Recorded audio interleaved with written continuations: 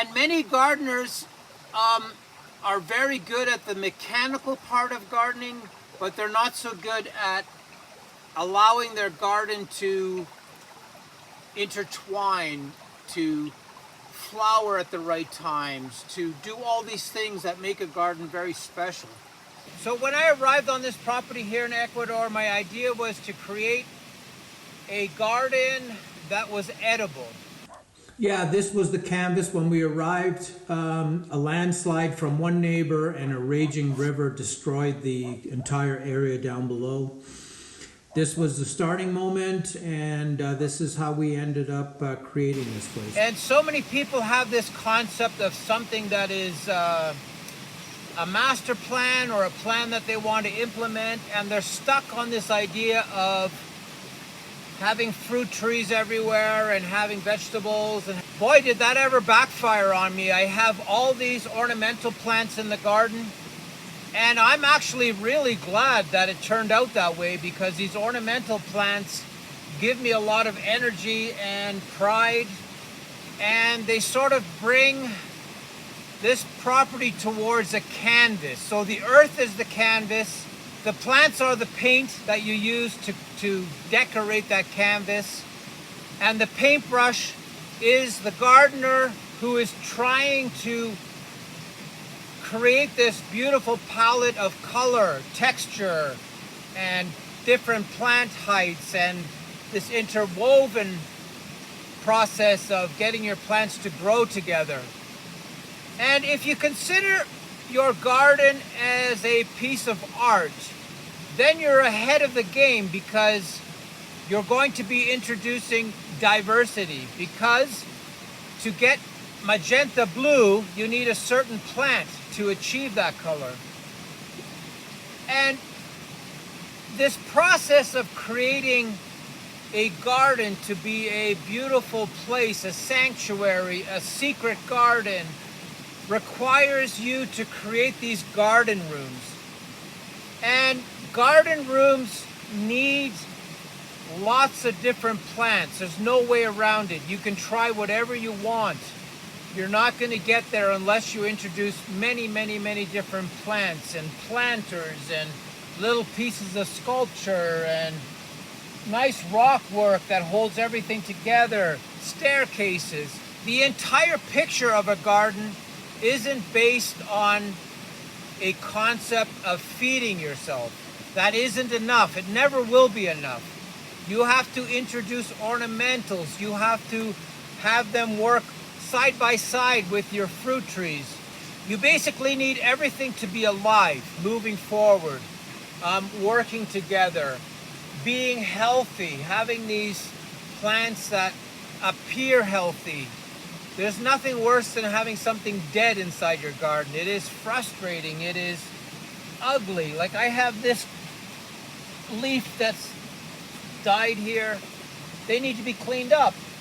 And you need to display that vigor. Vigor is very similar to vibrant colors.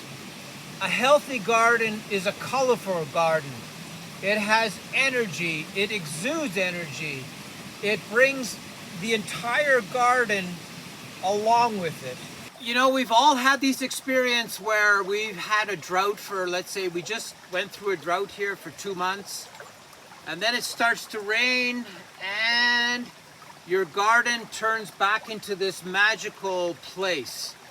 Everything is glowing. You wake up in the morning and your garden has just got like this green energy, the color green you couldn't even paint. It is so green and so vibrant and so powerful that you just saying, oh, where did this life come from? You can see the life in the garden. It is, everyone has experienced that after a rainfall.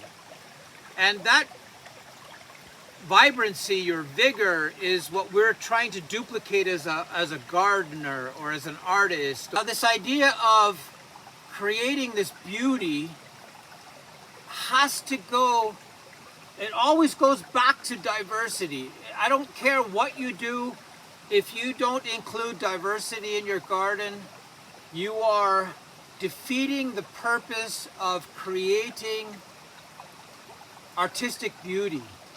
The hardscapes are very important to get right because they're the actual picture frame of your garden. Everything inside it is what makes it spectacular and beautiful. If you get the hardscapes right and you have your plant material work together with your hardscapes, have them overlapping, having them fill in the rock walls. If you can get all that right, then your garden's going to be a very strong artistic statement. This idea of adding color to your garden requires a lot of research. It requires a lot of, you need the access to plants. I have no access here. It is really hard to get anything in Ecuador. So if you can add that color diversity, the textures, the grasses, the ferns, the more artistic you are, the more you're going to include that diversity. It isn't easy. It isn't impossible, but you have to sort of say to yourself, you know what, I'm not just going to garden anymore. I'm going to be an artist. I'm going to create a garden that is artistic, that is pushing the limits of vibrancy. It is allowing the plants to compete for space. It's allowing the plants to work together, to help each other. It's allowing the plants to be incredibly productive and vigorous and showing very little signs of decay and death. And your garden is really complicated because it's alive. We have to always remember that our gardens are alive and that life is very hard to control and to keep moving forward. These plants have their own ideas on what they want to do, when they want to flower. It's all pre-programmed inside them. And we have to learn that process of how they behave and how they want to behave. So the next time you're creating a garden bed, let your creativity take over. Don't be that person that has, 500 impatiens in a bed.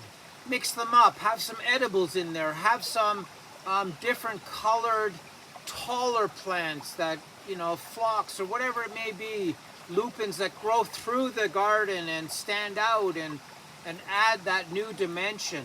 Have some grasses in there, have ferns along the edges, put some big specimen rocks in there. Be a bit more creative with your garden and consider it a piece of canvas that you are decorating.